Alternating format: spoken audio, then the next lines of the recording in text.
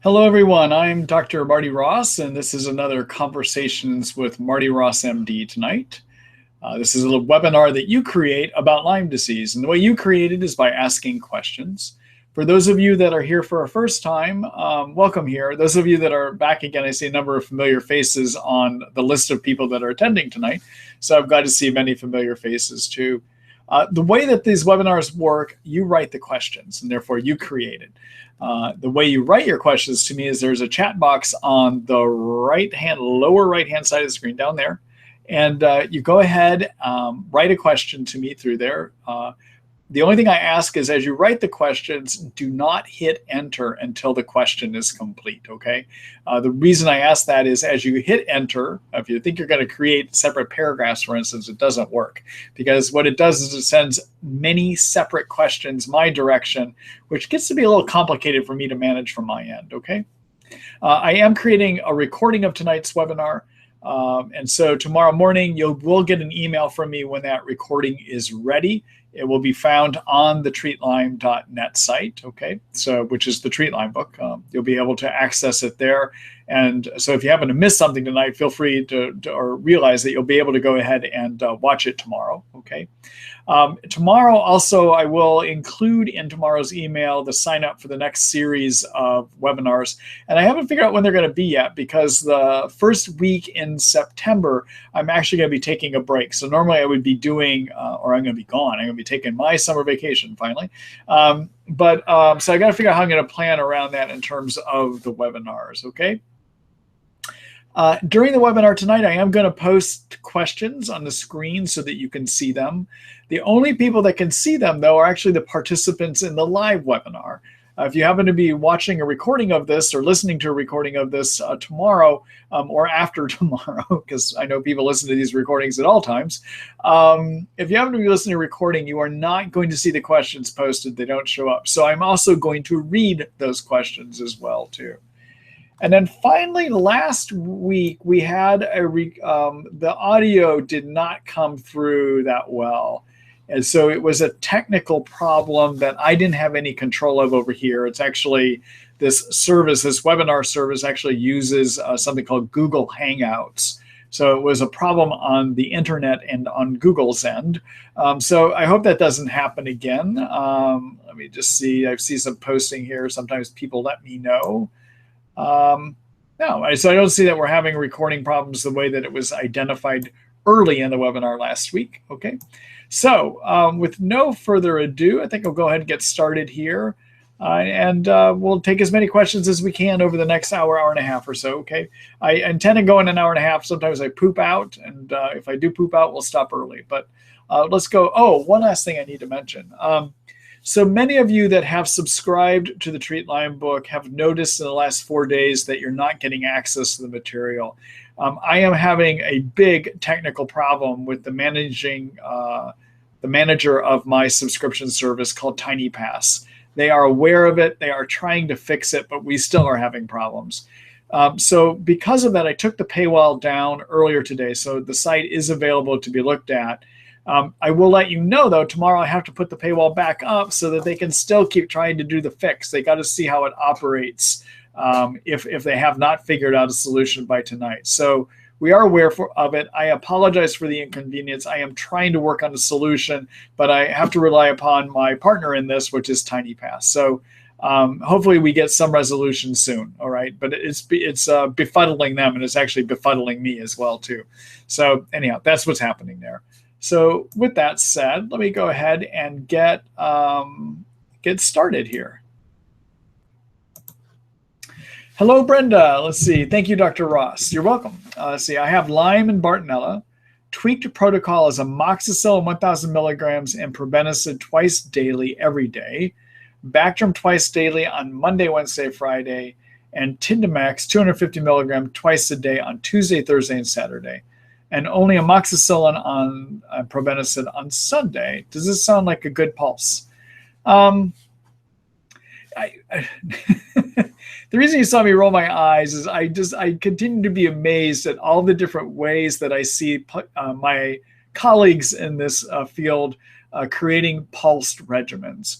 And what the problem is we really don't know what an ideal pulsed regimen is, okay? So I want to just talk about that real quick and why some of my colleagues are creating pulsed regimens. I do, but I don't always find them to work. And sometimes I just do continuous regimens too, all right? And then as part of this discussion about pulsing, I want to talk also about the difference between Lyme pulsing and why I do not think it is good to pulse your antibiotics for your co-infections if you have an active co-infection, all right? So first of all, let's talk about pulsing and the Lyme infection. Then I'm going to talk about Bartonella and Babesia and the co-infections here in a second too. All right, so there's been some research that has come out over the last year or so looking at the idea and the question as to why people with Lyme don't get better, okay? And one of the things that has been theorized is that Lyme, like in some other infections, like in leprosy and like in tuberculosis, that Lyme has the ability to develop what are called persister cells. Okay, you can think of a persister cell as being Lyme that has gone into hibernation. And persister cells are spirochetes probably. And what happens, and there's been some research now done looking at this, that shows, and actually one of the major groups was a group out of Northeastern University in Boston that published a piece about a year ago that showed that in Petri dish experiments that 20% of Lyme germs, when they're exposed continuously to antibiotics, will convert into these things called persister cells, okay? Now, in a persister cell state, the antibiotics stop responding to the the bacteria stops responding to the antibiotics. They become antibiotic tolerant. Now, I didn't say resistant, I said tolerant. They tolerate the antibiotics being around, okay? And what happens is if you can get the germs growing again, if you can get them to come out of this persister state, they will respond to the antibiotics again, okay? If they were truly antibiotic resistant, they would not start responding to those antibiotics again. So what they did in this Northeastern group experiment is they were able to stop antibiotics and watch under the microscope to see when those bacteria would start growing again. And then they re-expose them to the antibiotics. And they found that by starting and stopping 4 times this way, that they could wipe out all of the Lyme germs, okay? So these are Petri dish experiments. These are not in humans. These are Petri dishes, all right? So because of that experiment, a number of my colleagues now are pulsing antibiotics, all right? And what I will tell you is in the lab experiments, this Northeastern University experiment, they had to wait 24 hours for the Lyme germ to start growing again, to come out of hibernation, to come out of this persister cell, to start growing. So we know it's a minimum of 24 hours, all right? But this is in a tightly controlled environment where they literally washed the antibiotics off of the bacteria before they watch to see if they start regrowing again, all right? So in humans, these antibiotics we take hang around for a while, and we don't have the ability to wash our bodies off of antibiotics, all right? So that probably in reality, waiting 24 hours to get your persister cells growing in a living human being is probably not long enough.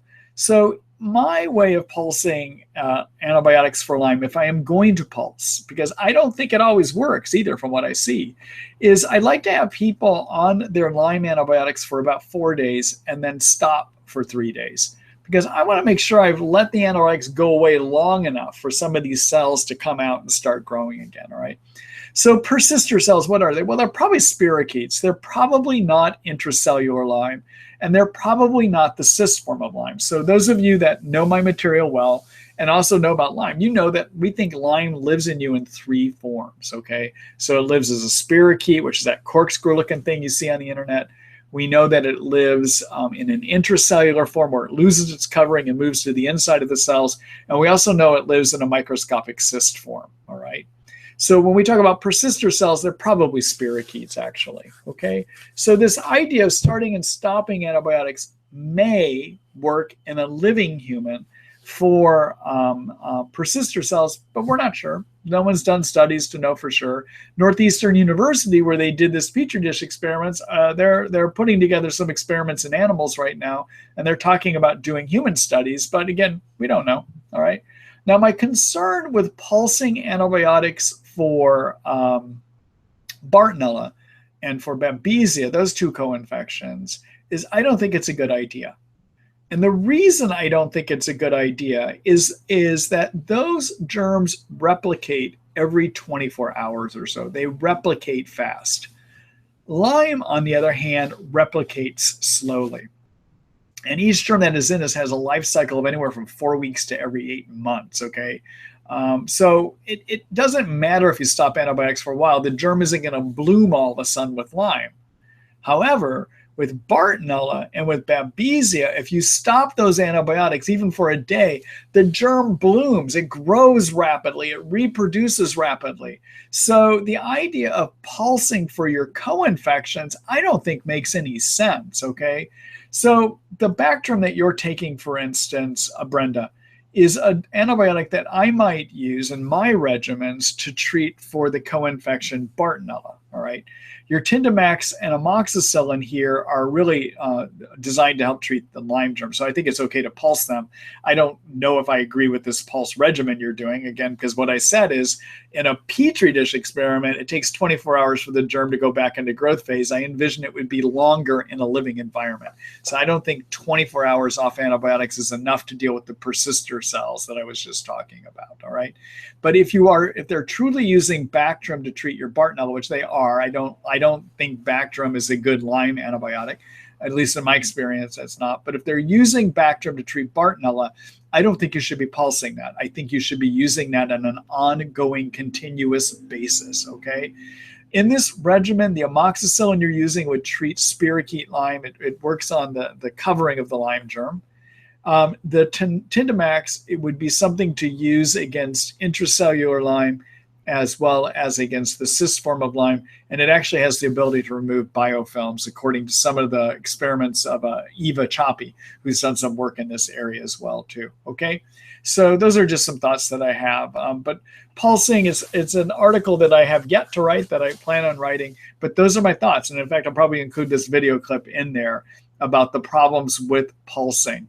I will also say, it's the current vogue thing, okay? But I have treated Lyme long enough to know that these things that are in vogue come and go quickly. So although there is some science saying pulsing does make sense, I don't know yet. I don't think any of us really know, after using it for hundreds or thousands of patients, whether it's the right way of going or not.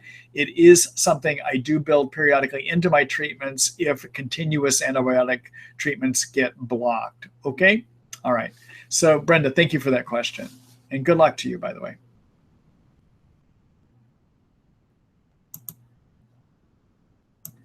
All right, let me get rid of that question here. Hello, Eric. Let's see. Hi, Dr. Ross. What do you think about resveratrol, Japanese knotweed, for inflammation in addition to curcumin, and lysine for nerve repair? Thank you. All right, so that's a good question. So, as many of you know, one of the topics I often talk about in these webinars is the role of what are called cytokines, all right? So, and cytokines are affected by resveratrol, but they're also affected by my favorite herb in managing Lyme called curcumin. Curcumin is a component of turmeric, okay? So what happens, just briefly about cytokines, and I have a whole article on the treatlyme.net site, the Treat Lyme book site, about cytokines, and it probably is more extensive than what I'm about ready to say, okay? So if you want to read more, especially while I don't have the paywall up, and you can read it for free over the next day or two probably, until we get our subscription problem fixed, go ahead and take a look at my cytokines article, all right? But what cytokines are is they're chemicals made by white blood cells. And they're made by white blood cells when white blood cells will see infection, all right? So they are good and bad. On the good side, they cause more white blood cells to be made. They draw those white blood cells to where the infection is, and they help them work better. That's great. However, in Lyme, and also in toxin issues, and also in yeast overgrowth of the intestines, the immune system doesn't do a good job and tries harder and harder, and eventually makes too many cytokines. Now, too many cytokines make it so you can't think. They make you hurt all over. They give you fatigue. They can disturb your sleep center so you can't sleep. They interfere with how your hormonal systems work. So what we call Lyme symptoms are really too many cytokine symptoms, okay? So what lowers cytokines? Well, curcumin, my favorite herb, curcumin, lowers cytokines. And it's a derivative of turmeric, 500 milligrams 3 times a day. The product I like for that is a product made by Thorne called Mariva 500. It is curcumin that's microscopically wrapped in fat that is supposed to help increase the absorption, all right? Resveratrol can also work, but I find curcumin to work better. Now, can you mix the two together? Yeah, because they actually go, although there's an overlap in the cytokines they will lower, they also lower slightly different cytokines. So it is okay to use the two together. But I often find you don't get much added advantage by doing it, so I usually will wind up going with the curcumin, okay? Now, knotweed is a source of resveratrol. But you can also, resveratrol, for instance, comes from wine. Okay, so purple colored, red colored wine, those grapes are rich in resveratrol as well, too. Okay. All right, then let's see, L-lysine for nerve repair. So L-lysine is an amino acid, and I don't necessarily find it to be helpful in nerve repair.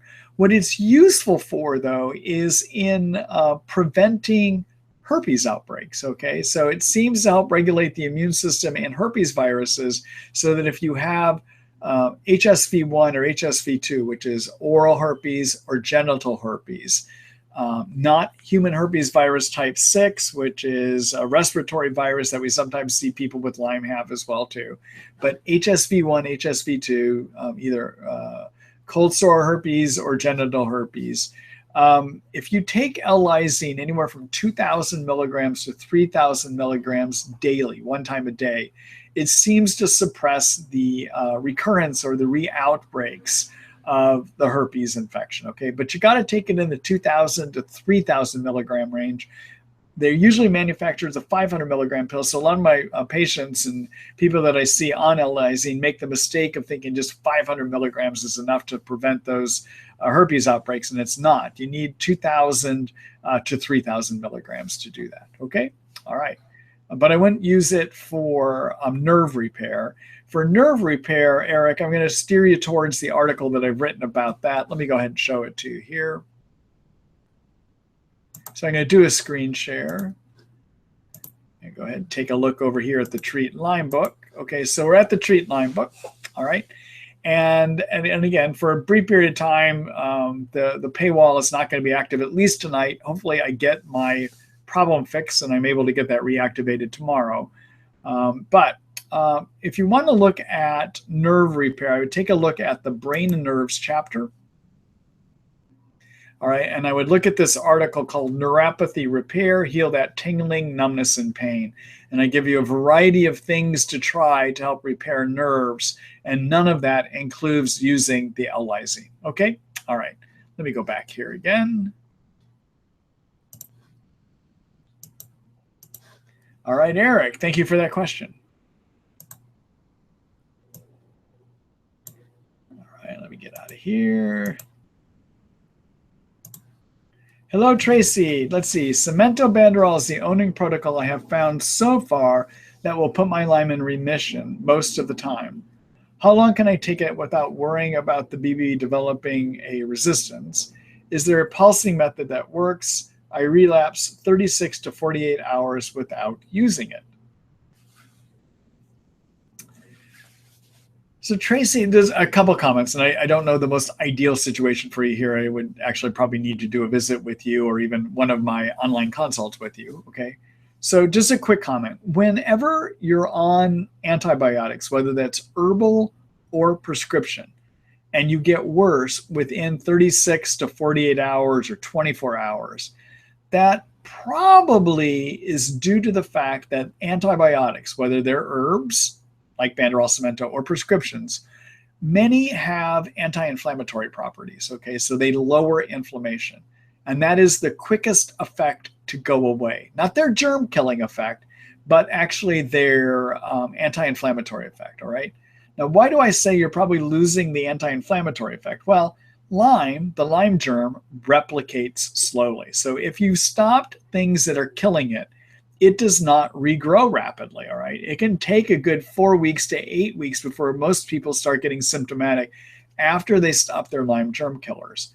So probably this Banderol Cemento is working as a good anti-inflammatory for you in addition to killing your Lyme. However, the fact that your Lyme is coming back so quickly and not getting fully under control makes me wonder what else is triggering inflammation in you.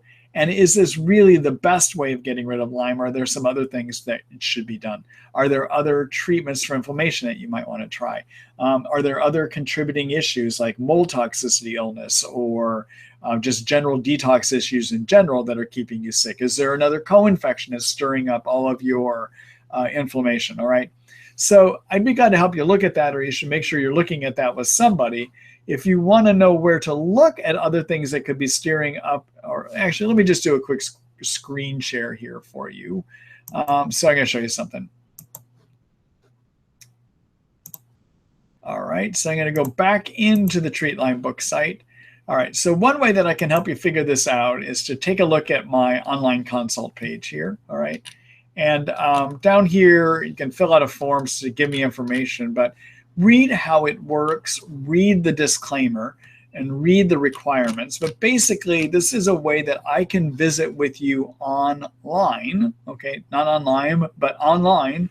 And when I visit with you online, I can create a whole treatment option for you, or help you look at what other ideas I have for things that might be leading to inflammation, okay? Or take it up with your Lyme literate medical doctor if you happen to have one, okay? So anyhow, in terms of how long can you take this without developing resistance, you know, I use this for months, years, even with some of my patients, and it all is very individual. So you could develop resistance tomorrow, or it could go on years, and this would still keep working for you, okay? Is there a way of pulsing? You know, I actually do experiment with pulsing Banderol Cemento these days, and it's something I've started doing as of about a month ago. My way that I am pulsing is to have people take it a month on, month off. It's a big pulse, okay? I haven't done a day-by-day pulsing, like 4 on, 3 off with Banderol Cemento, so I don't know if it will work in a pulsing way or not, okay? All right. Good luck to you, Tracy.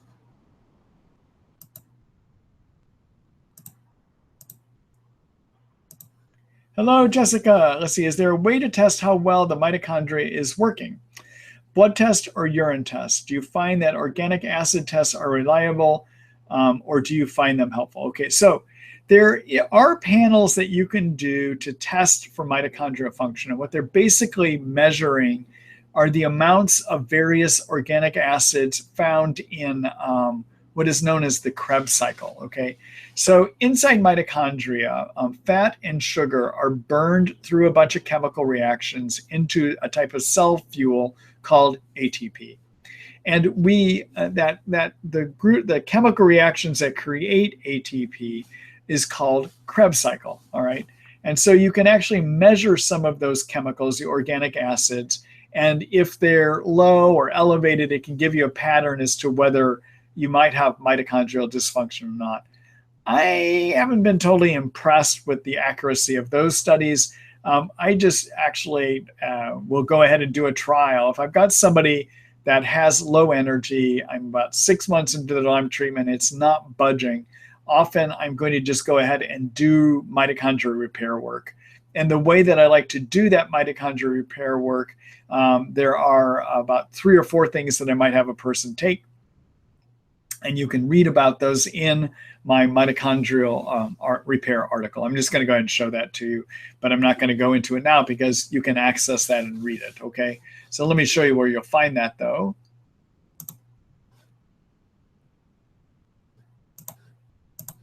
All right, so let me get over to the Treat Lyme book here. All right, so take a look in the chapter on energy and fatigue, and read this article called Power Up Energy and Mitochondria. I talk to you in here about the steps that I find are helpful to repair mitochondria. And what I find about repairing mitochondria, my favorite supplement actually to use to repair mitochondria is one called NT factor that helps rebuild the covering of the mitochondria. There's also some nutrients you need to take too, but the NT factor, and I talk about it in that article, NT factor, there's studies done looking at its effectiveness, And the studies show that by about 2 months of using NT factor to repair the covering on your mitochondria, that there are average energy improvements of 40%. Okay, so it's pretty good substance, actually. Okay, so everyone, I should have mentioned to begin with here too, mitochondria are the energy factories found in every one of our cells. When you have chronic infection or when you have mold toxicity, the mitochondria can sometimes get injured. The covering on them can get injured. So you can rebuild them, and also you can work with essential nutrients found on the inside of that the mitochondria need to work correctly, and you can repair them. All right, so it can help give you some improvements in your energy. But for more detail, Jessica, take a look at that article that I was just showing you. Okay, all right, good luck to you. And thank you for that question.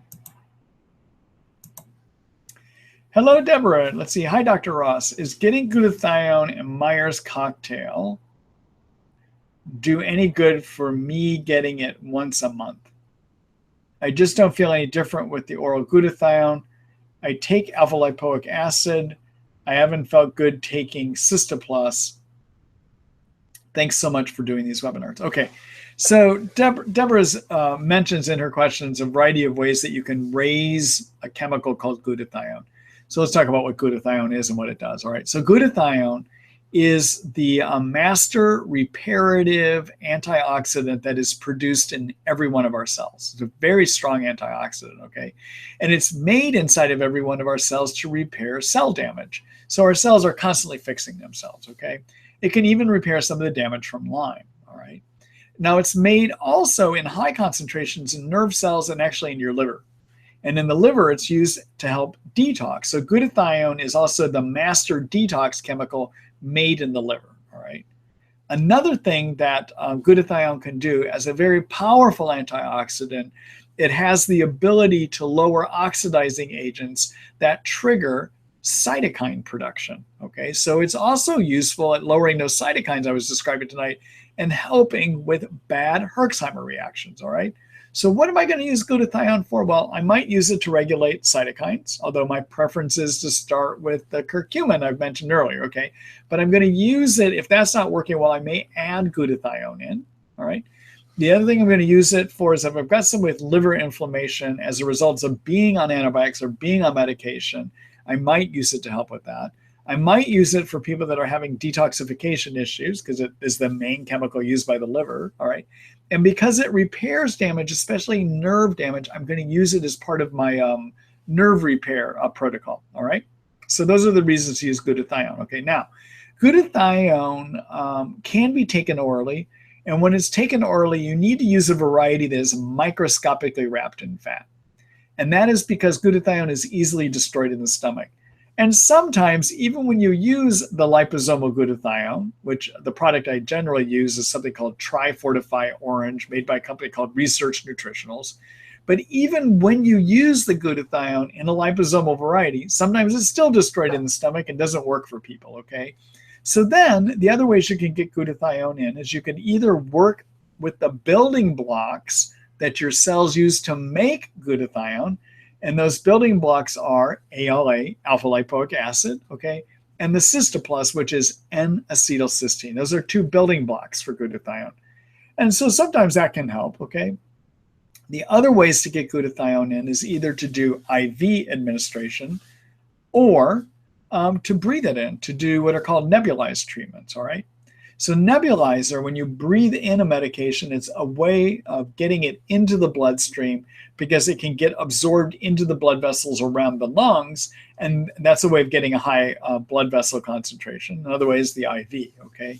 All right, so if you're to do the nebulized glutathione, you usually can have it mixed up as 200 milligrams per milliliter, and you can do 2 milliliters by nebulizer 2 times a day. All right, that's a decent dose.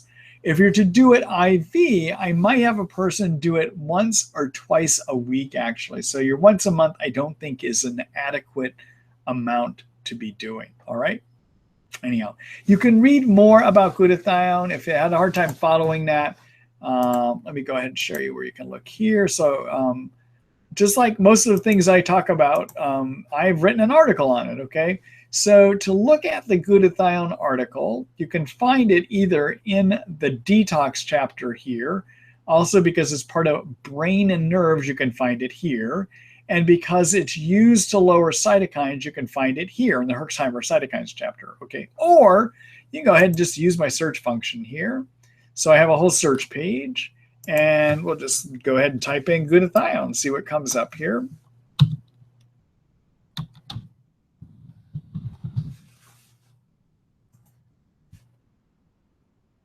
All right, so there it is, glutathione, the great fixer, okay? And that's because it fixes a lot of things, okay? So take a look at that article. It gives you the information that you need, okay? All right, let me go back here. All right, Deborah, good luck to you. And thank you for that question. Hello, Charlene. Let's see. Hi, Dr. Ross. I missed a half hour last week. Can you tell me how to direct someone to the webinar? Deleted recording before checking. Thank you so much. All right. So, Charlene, the first half hour, there were technical problems last week. The recording quality was horrible. And in fact, while people were listening in on the webinar last week, they were having a hard time understanding too. And it was a problem with Google Hangouts, which is Google and YouTube and their Google Hangouts platform is who I do this thing through. So unfortunately, I can't redirect you to where to listen to that first half hour because I had to cut it out. I had to delete it. I had to edit it out when I created the recorded version of last week's webinar, okay? But for those of you that are wondering, how do you find my old webinars? What you do is you go to the webinars page. Let me just show you how to do that. So many of you know, again, I'm back in the Treat Lyme book here, okay? On the Lyme Q&A webinar tab up here, if you just click on that and then scroll down, you have two choices. You can either sign up for the next webinar or you can watch the recorded webinars, okay? And on the recorded webinars, I always post the most recent one goes on the top here. And if you scroll down, you can see a menu. Actually, if you just click right here, you can see the menu of all the other recorded webinars that I have, all right, on YouTube. You can go ahead and just click on any of them and you'd be able to go ahead and watch them here, okay? So this is where you come to look at the old recorded webinars, all right? All right, let me go back here. All right, Charlene, good luck to you, and thank you for that.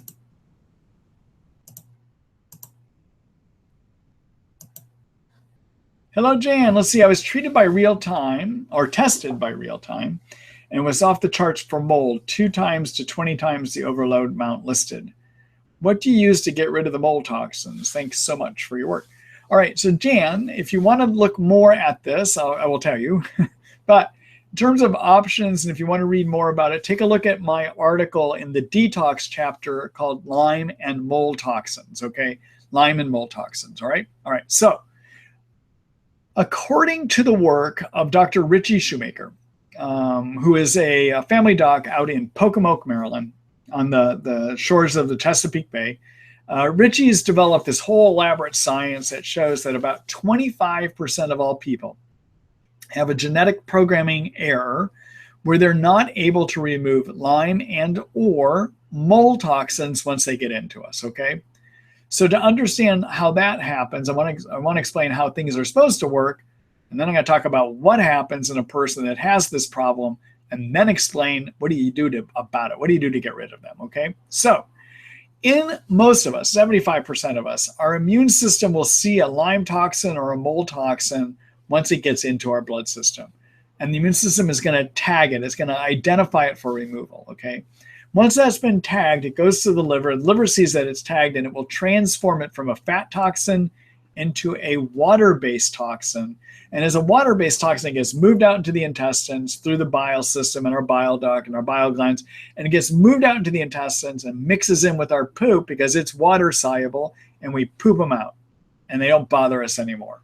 All right, so most of us, 75% of us, even if we were to be immersed in mold toxins, are going to be able to clear them out of our body and they're not going to hurt us, okay? All right. However, there are 25% of people that have this genetic problem where they can't get the mold toxins out.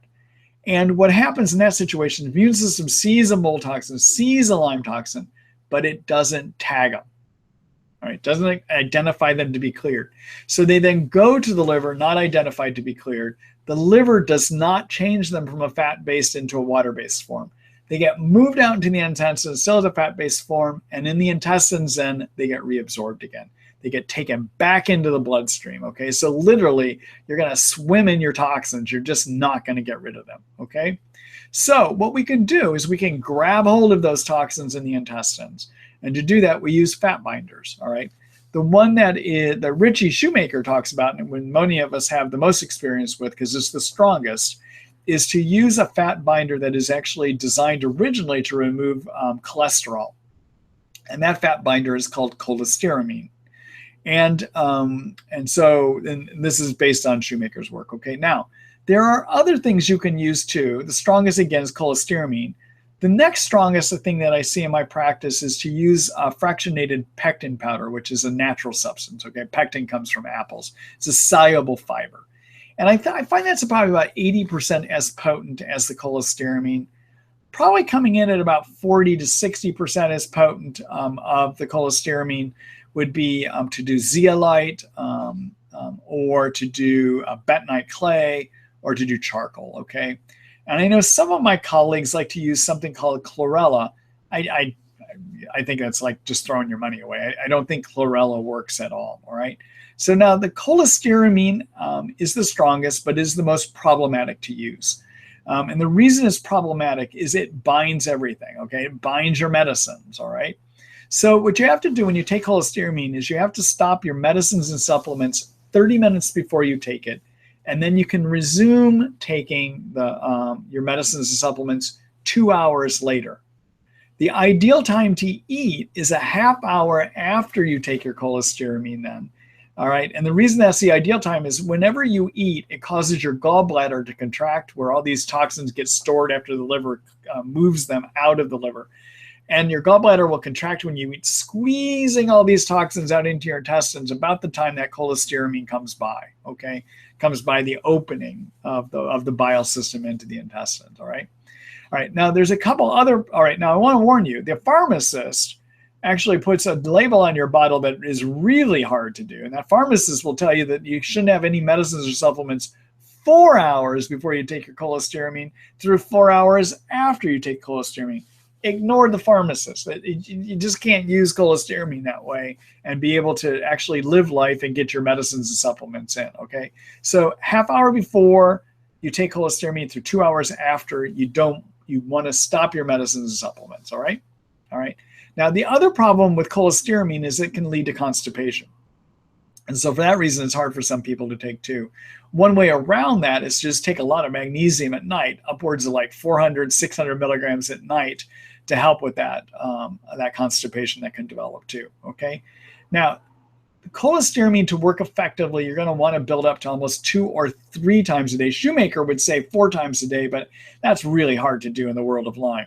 But you go 2 to 3 times a day and you wanna run it at that level for about 2 to 3 months. And if toxin issue is your main issue, in 2 to 3 months, most of your symptoms will go away. It can be that profound, okay?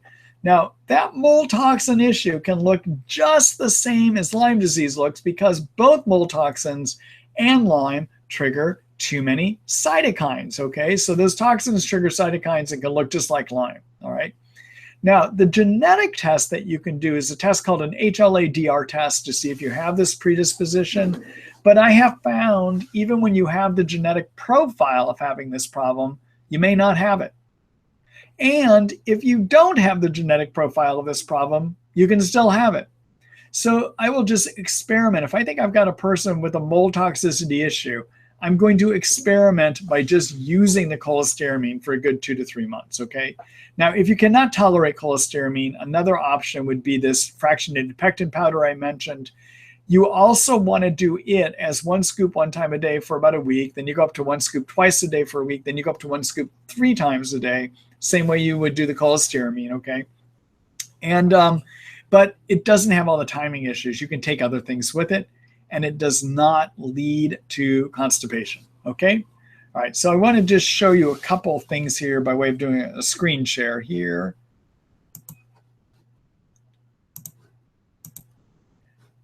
All right, so let me go. I'm going to go over to the Treat Lyme book. If you want to see more about this problem, the information I've written down about it, including how to dose things, take a look at the detoxification chapter.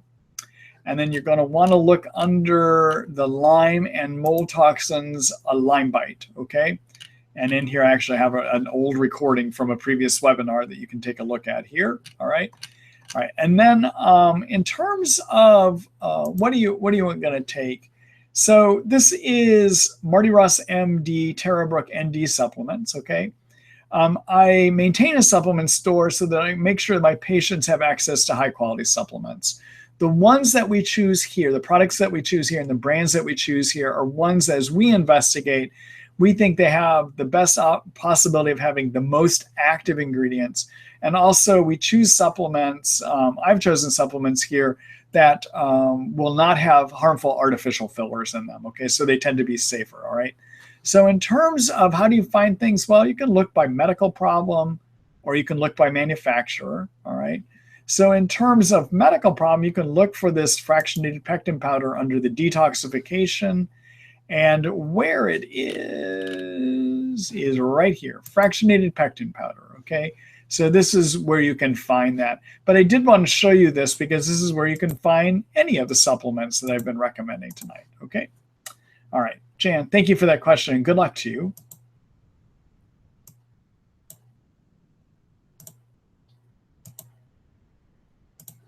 Hello, Deborah H. Is tinnitus a Lyme symptom or a Bartonella symptom? Interesting question. So tinnitus, everyone, is ringing of the ears, all right, caused by nerve injury. So in Debbie, what I will tell you is no one has done research to look at this to say for sure. But in my opinion, I think it could be either one. Because both Lyme and Bartonella could lead to hearing nerve injury. And so I think it can fit with either of those based on my experience, all right? So everyone, a treatment for tinnitus is to get your germs under control, right? But sometimes that's not enough. Other treatments for tinnitus, this ringing of the ears, is to avoid alcohol and caffeine. Those are actually the traditional medicine treatments, all right? And then finally, something else that can be helpful for tinnitus is to use ginkgo biloba. Now, many of you may have heard of the herb ginkgo biloba because it's something that we will use for people that have Alzheimer's or thinking problems, okay? And what ginkgo does is it gets inside your red blood cells and makes them more flexible so that they will get through the real narrow blood vessels and flow deeply into our nerves, like our hearing nerve, okay? So if you're to try ginkgo biloba, I would give it a good maybe 1 month trial. And it's 80 milligrams 2 times a day to help with tinnitus, all right?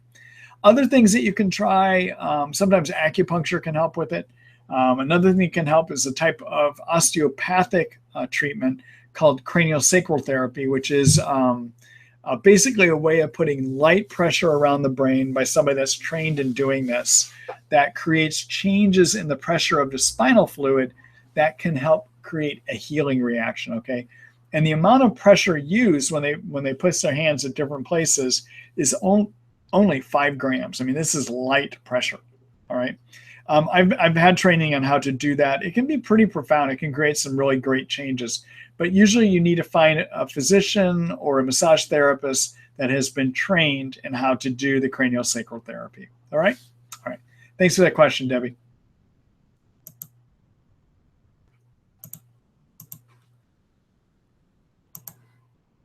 Hello, Tom. Hold on here just a minute. I got to take a sip of water.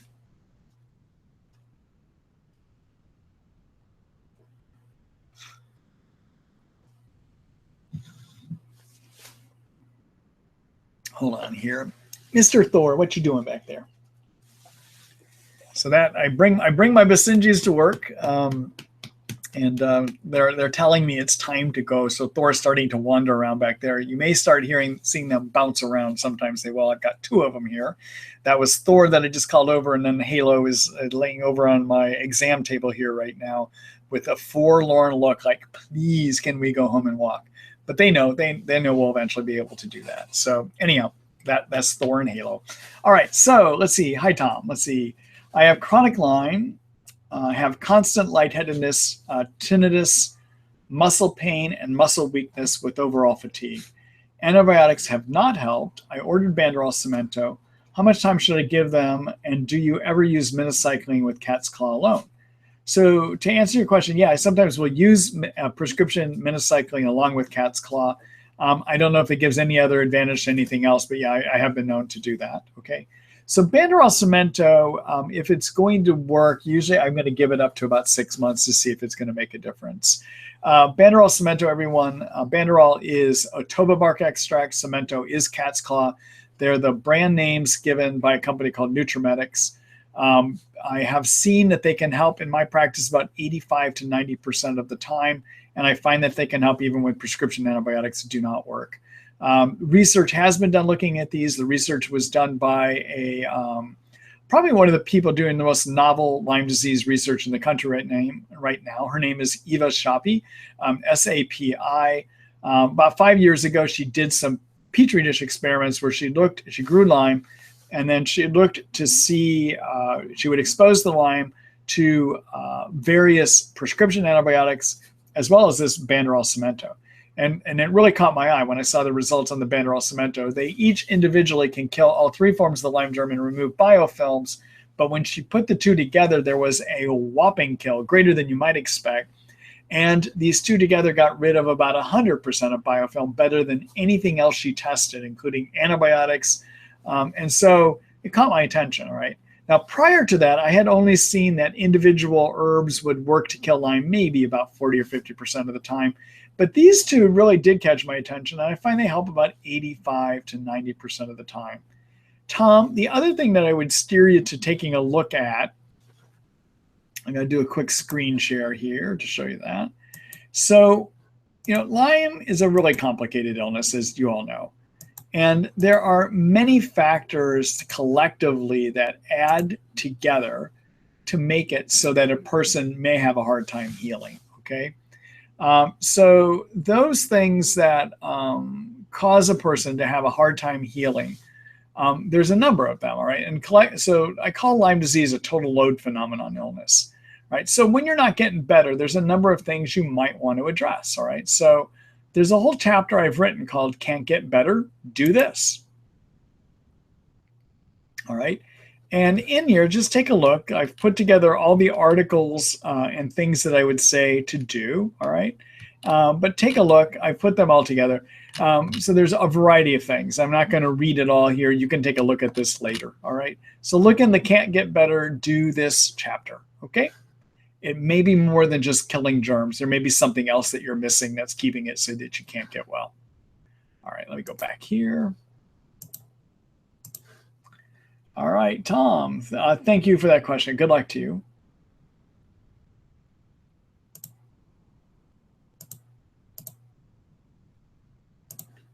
Hello, Sarah. Let's see. Hi, Dr. Ross. Any idea why some Lyme patients lose weight without trying? I cannot put on a pound, eating more than enough calories, all other tests normal. Any ideas, any supplements that might help? I appreciate your thoughts. Thank you and be well. Thank you. I appreciate that. Sarah, it's a tricky problem because actually most people with Lyme have a hard time keeping the weight off, all right? It's usually the other way around. And let me just talk about that quickly and then I will talk about yours, all right? So in Lyme can lead to weight gain for two reasons. Number one, these increased cytokines can interfere with how your thyroid works. So sometimes people don't have adequate thyroid. Thyroid determines how much weight we can put on, all right? Also, these cytokines interfere with a chemical called leptin. Leptin is a way that the brain and the fat cells use to regulate the size of fat cells, all right? And cytokines that are made in excess in Lyme lead to dysregulation of the leptin, make it so the leptin does not adequately control fat cells. And usually what happens is people gain weight because of this, okay? All right, now, When I see somebody that has a hard time gaining weight, there's two things that come to mind. Okay, number one, are you on Mepron to treat Babesia, or are you on Malarone? All right, so Mepron, the active ingredient, is called atovaquone. And Malarone has some atovaquone in it, along with a quinine medicine called proquinil. Atovaquone, found in Mepron and found in Malarone, can suppress your appetite. Okay, so if you are on one of those, you're going to have a hard time gaining weight because of appetite suppression from that. Okay, now the other thing that can sometimes happen in these chronic illnesses is sometimes we get chronic parasite infections in our intestines. And parasites will just use up calories like crazy. You cannot keep up with parasites sometimes, all right? So if you happen to have a parasite living in your intestines, it could be stealing all your nutrition, basically. All right, now I'm going to think of parasites when I've got somebody with a lot of watery diarrhea, or they have a lot of gassiness and bloating. All right, that's one time I might think about it. I might think about parasites if I've got somebody that has a history of using well water as one of their water sources, or if they have had international travel or been abroad a lot. And by international, I mean into non-developed regions, okay? So, or if they have a history of having traveler's diarrhea, okay? Now, I will tell you the thing about parasites is they can be hard to identify. And even if you've had your doctor look for parasites before and they've done stool testing for parasites, parasites are notoriously hard to see in the laboratory. And there are times when I've got somebody that has a history that says, I wonder if they might have parasites, either because they're not gaining weight like you, or they've had a lot of international travel and they still have a lot of GI symptoms even after I get yeast cleaned out of them. Then I might just empirically treat them for parasites, even with normal stool studies, okay? Because my experience says people sometimes will get better for treating parasites even if they've never showed up on a stool test, because they're hard to see, okay? So what do I like to use for parasites? Well, there's a universally active prescription medicine that treats about any kind of parasite. The mechanism by which it works makes it so that it will treat just about any kind of parasite, all right? And that medication is called Alinea. Now, some of you know that your providers will try prescribing it to treat Lyme because the mechanism by which it works, it should treat Lyme too, all right? But it's a good anti-parasite, and it's 500 milligrams twice a day. And when I'm treating for intestinal parasites, I'm going to have a person take it for 3 weeks to 4 weeks to see if it can make a difference, okay? So Sarah, you might want to consider that as an option, okay? The other thing is, if you're having a hard time gaining weight, make sure the third thing you should look at, besides considering parasites and considering side effect of atovaquone, the third thing is somebody should check a thyroid level on you, your T4 and T3, and make sure that you don't have high thyroid. If you have high thyroid, it's going to make it so you don't gain weight either as well, all right? Those are just some thoughts for you. Good luck, Sarah, and thank you for that question.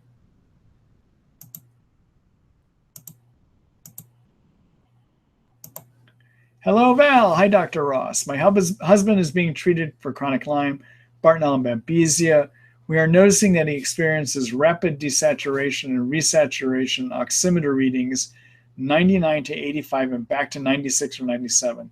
This is a regular occurrence, especially with exercise. Could this be related to Lyme and co-infections? You know, I don't know. I haven't seen this occur in Lyme and co-infections. And I would, if I were to see this happening in one of my patients, then one thing I would want to get is what are called pulmonary function tests, which will help look at the ability of the lungs to absorb oxygen, okay? And depending on what that shows, it would determine how I might approach it. But I haven't necessarily seen this as a result of a co-infection. And this is one of those times I would probably bring in one of my specialist friends to do a pulmonary function test to look at the ability of the lungs to even absorb that oxygen as well too. So I might do the pulmonary function test. I might get a lung doctor involved to help me understand this a little bit more too. All right. Sorry, I didn't have a good answer for you on that one, Val. All right. Thank you for that question.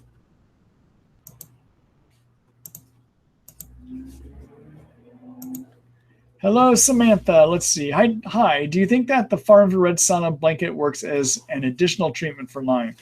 I'm using it every other day for 30 minutes at the highest, 85 degrees centigrade. What do you think? Thanks. Okay. So far infrared sauna, or far infrared, is a way of generating heat, okay? And the far infrared rays are the same kind of rays, like if you stand in front of a window and you get all hot right away, those are far infrared rays.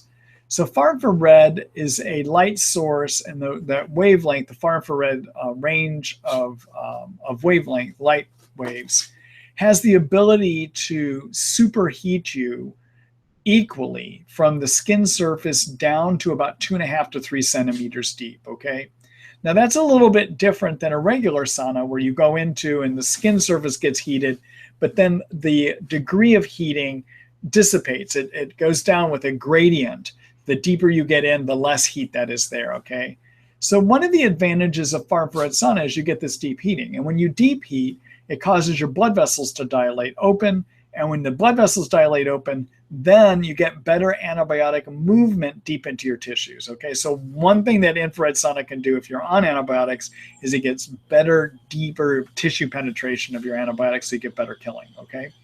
Now, the other thing that can happen when you use far infrared sauna is you get good sweating, all right? And that sweating helps, or that heat helps move toxins out of your tissues, of which 20% come out in your sweat. And the other movement of toxins goes to your liver, where the liver has to process those toxins out, okay? So it's very important, if you're using infrared sauna to detox, that you support the liver and that you actually take things to support liver detox, like glutathione or like alpha lipoic acid or like N-acetylcysteine, okay? So if you want to see more about that, there's a whole article that I have on infrared sauna and detoxing. All right, I'll show you where that is in a minute, where I give you more detail about diet and the things that you want to do to support bowel movements so that you poop out the toxins, and supporting your liver to detox too. But keep in mind that the effective detox in the liver, only 20% of that is what you sweat out. The other 80% has to be cleared out by the liver, okay? All right, so keep that in mind too, all right? Now, infrared does not kill germs by itself, okay? Now, will your blanket work as well as an enclosed infrared sauna? I don't know. I've never seen studies that say, but can you get benefit from the blanket? Yeah, you can get decent benefit. And so I think it's one thing to do. I think you might get better benefit if you did have a closed-in sauna, but if you don't, use your infrared sauna, okay? Yeah, so those are just some thoughts. Let me show you that article that I have on infrared saunas here.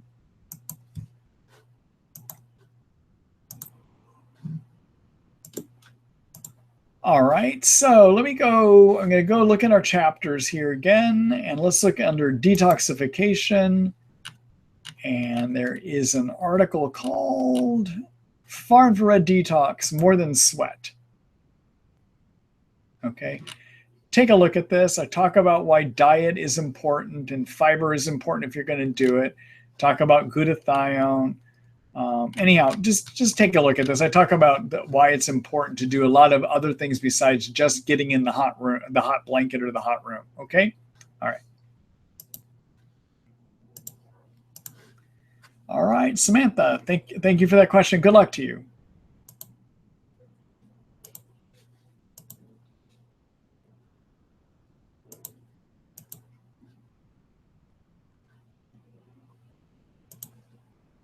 All right, let's see. Love to hear your thoughts about IVIG when person has multi-pandas blood plus autoimmune encephalitis diagnosis plus Lyme.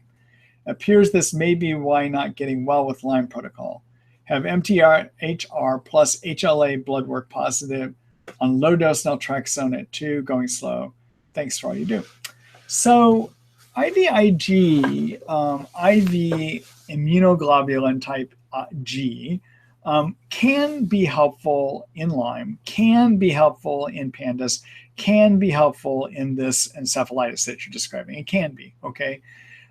However, there's risk, and you need to be aware of that, and that is that the way that these immunoglobulins are obtained is they're a pooled source from multiple donors.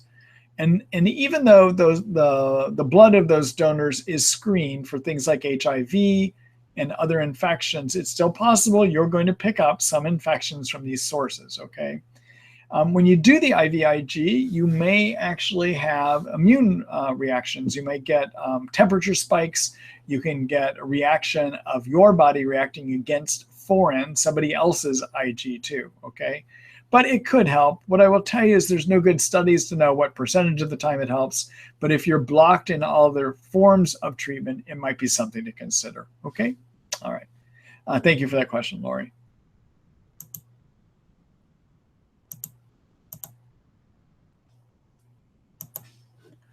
Hello, Jillian. Let's see. Left ventricular hypertrophy is showing on echo. Have late-stage Lyme disease. Could this, in fact, be cardiomyopathy inflammation due to Lyme? And could HAF P waves on echo be tachycardia due to Lyme? Okay, so hypertrophy means that your muscle is thick, all right? And the left side of the heart is the part of the heart that pumps blood out into your body. The right side is what pumps blood to your lungs. And then from that lungs, the blood gets moved into the left side of the heart. And the big chamber that pumps it out to the body is called the left ventricle, all right? Now, the way that the left ventricle gets hypertrophied, gets thickened, is if it's had to pump against a lot of pressure, all right? It's like if we exercise a lot and pump iron in the gym against pressure, we get bigger muscles too, all right? So the way that left ventricular hypertrophy develops is either if you've got a valve that isn't working correctly, making it harder for the blood to pump out of the heart, or you've had elevated blood pressure. Those are the most typical ways that you're going to get this hypertrophy. And usually Lyme is not a cause of either one of those. All right. So I don't think that, and I can't be 100% for sure, but the odds are that left ventricular hypertrophy that they're seeing is not being caused by Lyme. Usually Lyme cardiomyopathy is going to live a weakness of the heart so that it can't pump blood well enough, okay? And then in terms of, let's see. So AF means atrial fibrillation. And I'm not sure why you're referring to P waves on echo, because usually atrial fibrillation is going to be an erratic pumping of the heart where you're not even going to see the P waves, all right? So I don't know how to interpret the last part of your question, all right? All right. So Jillian, good luck to you. Thank you for that question.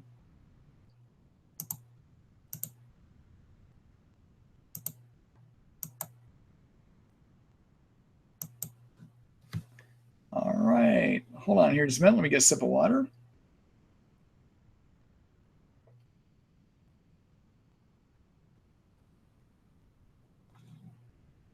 Okay. Hi, Dr. Ross. I'm confused about milk thistle. When should it be used, when not?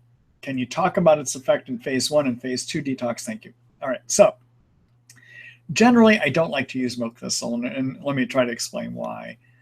What my preference is to, if you're going to support liver detox, is to use either glutathione or something called alpha lipoic acid or N-acetylcysteine. All right. And here's why. All right. So the liver, when you detox substances in the liver, there's what we call phase 1 detox and phase 2 detox. All right. So the toxin has to go through a bunch of chemical reactions that we call phase 1. And only after it's gone through phase 1 does it then go through phase 2. All right. Now, most of us, if we have a detoxification defect, we're going to have blockages in phase 2. Milk thistle does a great job of supporting phase 1 and does a little support of phase 2. So the problem with using milk thistle is if we mostly have blockages in phase 2, it's going to support phase 1. Chemicals are going to come out of phase 1, but then they're going to have a hard time going through phase 2 because that's where most of us have blockages, okay? And when things come out of phase 1, they're more toxic than when they went into phase 1, all right? So if you use milk thistle by itself without supporting phase 2, adequately supporting phase 2, you may be creating a greater toxicity issue, okay? I'm okay with people using milk thistle if they're also on either glutathione or alpha lipoic acid, because either one of those supports phase 2 more than phase 1, all right? So if you're going to do milk this, I would have you on alpha-lipoic acid at least 200 milligrams 3 times a day, or you can do it as 350 milligrams twice a day. That tends to be how I do it, okay? Or do glutathione, and the glutathione would be 400 to 500 milligrams of 1 time a day. And you want to do a liposomal variety of that, okay? So one that's been microscopically wrapped in fat, all right? So that's what the issue is with that, CJ. Thank you for that question.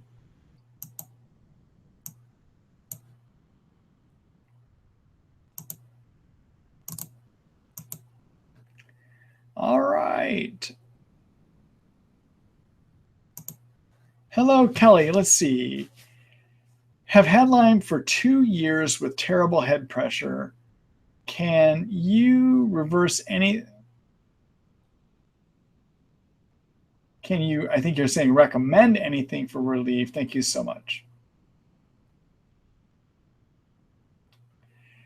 Boy, Kelly, that's too big of a question. I need to know more about whether you have Bartonella, whether you have Babesia, whether you have Lyme.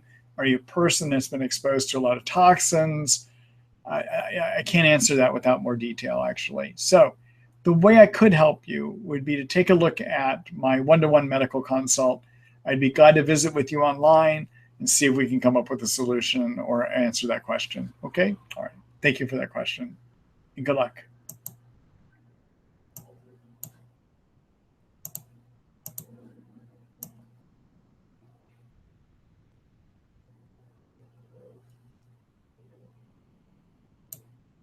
Okay, let's see here. Hello, Kathy. Let's see. Hi, doctor, and thank you for all your advice. Once on doxy, Malarone, Babesia treatment, can symptoms disappear and then come back a week later? Is it okay to take oil of oregano alongside doxy? How effective are essential oils? Are there any you recommend? Okay, so let me start with the essential oil. So about a year or 2 years ago, the IT treatment of the season, and yes, I use that word, the IT treatment. So in Lyme, we go through these IT treatments. So the next greatest thing that everyone rushes to, okay? The current IT treatment of this season is pulsed antibiotics, all right? And again, I don't know if that's going to stand the test of the time. We'll see if we're still talking about pulsing antibiotics the way we are this year, next year, okay? But the IT treatment of the past was using oils, essential oils. And specifically, there was a marketing scheme company called doTERRA. Many people were using the doTERRA oils, all right? And so, yeah, oils can kill. But what I found out, and I think many of my colleagues found out, and those that rushed off to doing the essential oils, is that it doesn't work that well. I find that the essential oils help maybe about 40% of the time. And yeah, I mean, the frankincense and the lemongrass, they could help you. You could use them along with doxy. But in general, I find disappointing results from the essential oils, okay? So that's just what my observation has been, all right? All right, now, doxy and Malarone is a good Babesia treatment. Typically, if you're on a good treatment, within 1 to 2 months, you should start to see a lifting of Babesia symptoms. Now, even after they lift, they may come back, but you want them to go away pretty quickly, okay? So like if they flare up on one day, the next day they should be gone again. And what you're looking for is a trend of improvement, okay? Now, if you've done your doxy and your Malarone for 4 or 5 months, which is how long we need to treat Babesia for, and then you stop and 1 day later your symptoms come back, if that's what you mean by this, then that means that your doxy and Malarone helped control Babesia, but they didn't get rid of it. In which case, you need to redesign your Babesia treatment, okay? So I'm not sure if I'm totally answering what you intended here, but I don't know how to correctly interpret your question as to whether you mean you stopped them and 1 week later your symptoms came back. And if that's so, my question would be, did you treat long enough? You want to be on them for at least 4 to 5 months. And if you did and you got symptoms returning, that means they didn't work and you need to redesign your Babesia treatment, okay? Here, let me show you an article that you can take a look at regarding treating Babesia. So to do that, I'm going to go over to the Treat Lyme book.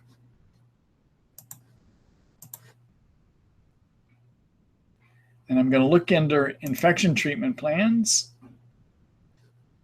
All right, and then in here, I'm going to look at the article called Kills Babesia, A Brief Guide, okay? That gives you a lot of information and combinations that you can use to treat Babesia, okay? All right, let me go back here.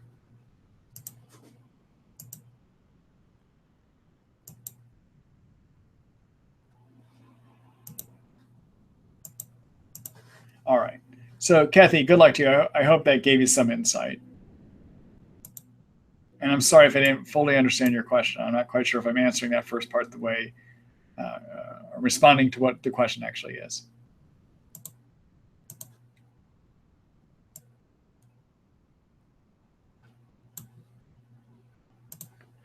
Hello, Kat. Let's see. Can Lyme or any other co-infection cause an elevated IgG4 level while the other Ig1, 2, and 3 are normal? Thank you. I'm not aware of it, and I don't think anyone has done studies about that to say yes or no. It isn't a regular pattern I see. It doesn't mean it happens or doesn't happen, but I would say is I don't know. Okay? Sorry about that, Kat.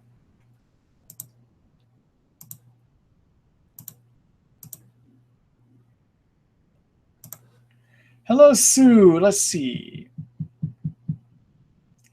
What is the average time you keep someone on 30 drops of Banderol and Cemento to treat Lyme? Also, how do you compare Rain Tree Cat's Claw?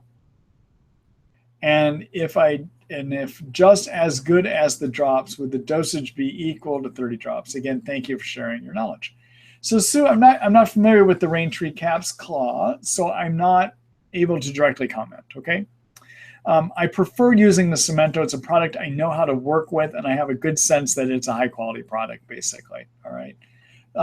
In terms of how long do I have somebody on it, I think I've had a person on it even for a year and a half before. I keep using it as long as it works. As long as I see improvements, I will keep using it. I tend not to see drug resistance or antibiotic resistance developing as quickly on a Banderol and Cemento as I might on the prescription options, okay? Generally with prescription medicines, I am going to want to change away from those about every 6 months to a different regimen to help prevent that resistance, okay? Thank you for that question. Hello, Jackie. Let's see here. Hold on here just a minute.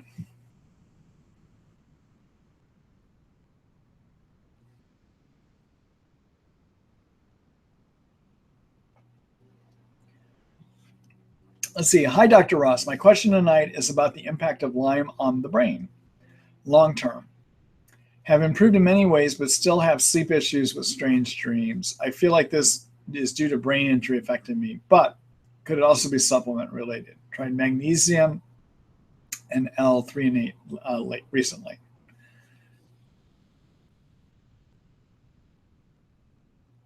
So one of the things, and I'll just give you an observation, okay? So, you know, as we treat people for Lyme, an average length of treatment is 2 years. That's an average. Some people are in the 6-month program. Some people are on the 3 to 4 year plan, okay? It takes time sometimes, all right? And with treatment, improvements can range up to 100%, but that does mean that sometimes some of the injury is permanent. So there can be some brain injury, for instance, okay? Now, one of the things my observation is that sleep can be one of the last things to improve or may not improve. I find it to be one of those symptoms that we have the hardest time getting to change. And sometimes that means the strange dreams as well, too. So I do occasionally see people that I think, although maybe everything else gets better, their sleep still remains disturbed. And I have to believe, and I do think that that is because the sleep centers can get injured as a result of having Lyme. Okay. All right. So Jackie, those are my thoughts on that. Okay. Thank you for that question and good luck to you. All right. All right, everyone. Listen, I'm actually pooping out. and my dogs are bouncing all over the place here. So I'm gonna call it quits about 15 minutes early here tonight. I'm glad I was able to spend at least an hour and 15 minutes with you. And I apologize to those of you that still have questions out there, but that's it for me today. I kind of had a long, difficult day in terms of the patient complexity I had today, and I'm just a bit on the worn side here. So tomorrow you will get an email from me with a link to the recording of the webinar. I also hope to have figured out when I'm going to do the next series of webinars, although I plan on not being here that first full week in April, which is the Labor Day weekend. I'm gonna be on a vacation myself, taking my summer break, which I haven't done yet actually. Good luck to everyone. I hope to see you for the future webinars. And again, take a look at the recording, all right? And then also, again, for those of you that have subscriptions, recognize I know there is a problem. I have taken the paywall down for tonight, but tomorrow I will have to put it back up again so that I can keep having my technical people try to figure out what the heck is going on and why it's not working correctly. I am aware of it. I apologize for the inconvenience, but I am working to fix it so that we can get it operational again. All right? All right. So good night, everyone.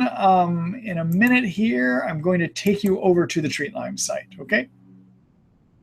Good night.